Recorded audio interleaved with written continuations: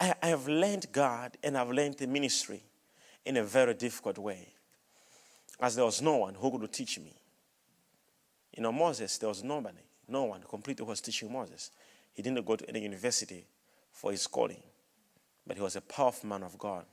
So is Apostle Paul, so all these great men of God in the Bible. Then you go to school for that.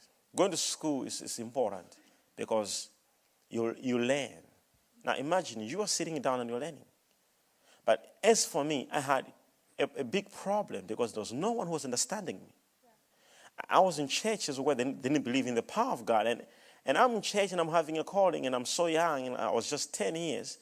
And I'm standing in, I greet someone and falls down by the power. In the class at school, when I entered the class, people were falling by the power. Demons were manifesting in the classroom. And I was chased from one school to another. Oh, I think this side they're smiling. At least this side they're not smiling. At least this side, I'm having some few people who are able to smile. Now, you look at this. Now, and I didn't even know what it was. Remember, I'm coming from a Muslim background. My father was Muslim. My mother was a Muslim. And I greet somebody and it's falling down. And I'm like, what's this? And I was chased from one school to another. They said, this young boy, we don't understand what's happening to him. He has some powers. And that's how they described it, some powers. Wow.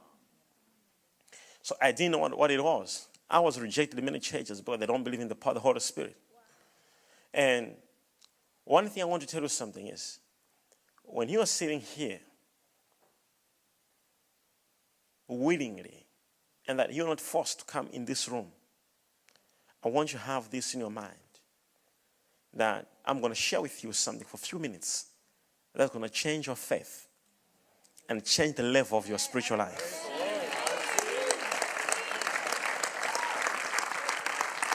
Listen to this. Listen to this. I praise God I have people who are believing here. But I'm used to preach to skeptical people, so I can prove to them. The good thing, God sent me to a medical school where I learned about anatomy. I did anatomy at school, and I know much about science. So it becomes so nice to combine the science and the Holy Spirit. Oh. Amen. We're going to have a serious lecture today. And trust me, when I combine these two things, are we here together? Now, get this. All right. Now, so you are sitting down here and you're like, okay, what is going to say now? What is it going to say? You just watch this. We're having so many Christians who don't really know where their life is going. How many here they're hungry for God and they want to preach Him, they want to be used by God in one way or another? Do you have somebody here? Do you have some people here who want to be used by God in one way or another? Do you have people here who say they want to become so rich so that they can reach out and be used by God? Do you have those people in here?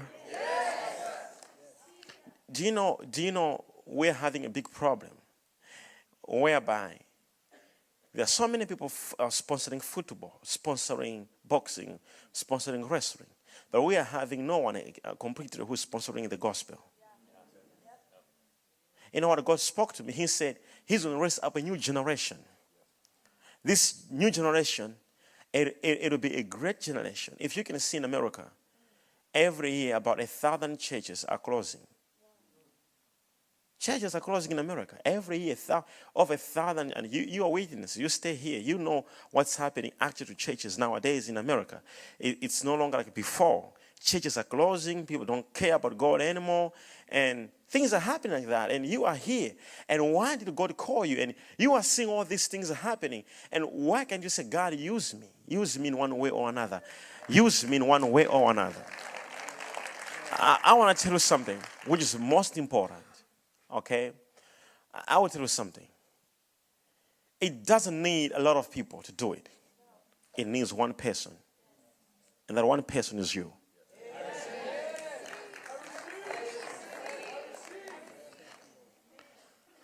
as young as I am, I have about 3,000 churches worldwide. I've preached almost in every continent. I've preached I don't even count the countries I've gone to preach physically.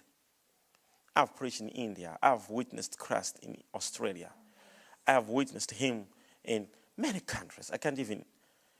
Many countries. I've gone in many places and preached him in many areas.